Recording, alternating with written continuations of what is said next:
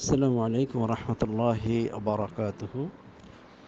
হাদিস শরীফ আসছে, মান সামা রমাদানা থুম্মা আতবা'a সিত্তাম মিন শাওয়াল কানা কা সিয়ামিদ দাহরি কুল্লি। রাওয়াহু মুসলিম। রাসূল আকরাম সাল্লাল্লাহু আলাইহি ওয়াসাল্লাম বলেন, যে ব্যক্তি রমজান মাসের রোজা রাখবে, এরপরে রমজানের রোজা পূর্ণ করার পরে যদি সে শাওয়াল মাসের আরও 6টা রাখে, তাহলে সে যেন সারাটা বছর রোজা রাখলো।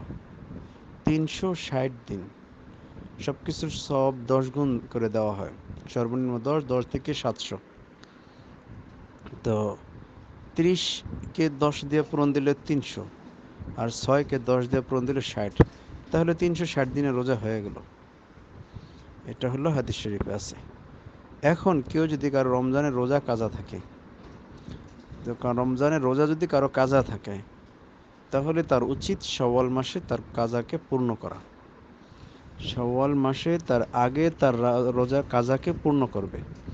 কাজা পূর্ণ হইল, যেমন নাকি কেউ 25টা রোজা রাখছে, 5টা ভাঙছে কোনো কারণে, রাখতে পারে নাই, তাহলে তার কর্তব্য হইল 5টা রাখা। তাহলে কি হইল? 30 পূর্ণ হইল। হাদিস শরীফে আসছে, যে ব্যক্তি রমজান রোজা রাখলো, তার মানে 30 পূর্ণ করলো, এরপরে 6টা রাখলো, তাহলে সারা বছর রোজা রাখলো। এখন কেউ যদি রমজান মাসে রোজাই রাখে নাই, এরপরে শুধু 6টা রোজা রাখছে শাওয়ালের, তাহলে তো তার রমজানের রোজা পূর্ণ হইল না, 360 দিন হইল না। এই জন্য কর্তব্য হলো যে প্রথমে ভাঙ্গা রোজাগুলো শাওয়াল মাসে রাখবে, এরপরে বাকি 6টা শাওয়াল মাসে 6টা রাখবে। তাহলে 360 এই হিসাবে হয় 36টা রোজা হবে। আর যে ব্যক্তি রমজান রোজা পূর্ণ করছে, এখন সে 6টা রোজা রাখবে শাওয়াল মাসে। 6টা রোজা রাখবে, এটা উত্তম হলো লাগাতার একসাথে রেখে দেওয়া। কেউ যদি না পারে, তাহলে পুরা মাস ব্যাপী 6টা রোজা রাখলেও হয়ে যাবে।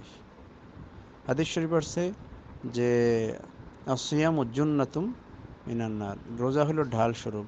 আর যে ব্যক্তি একদিন রোজা রাখে, আল্লাহ তার থেকে 70 বছরের দূরে জাহান্নামকে তার থেকে সরাইয়া দেয়। আমাদের সকলের উচিত শাওয়াল মাসে 6টা রোজাও রাখার চেষ্টা করা। আল্লাহ সকলকে তৌফিক দান করুন।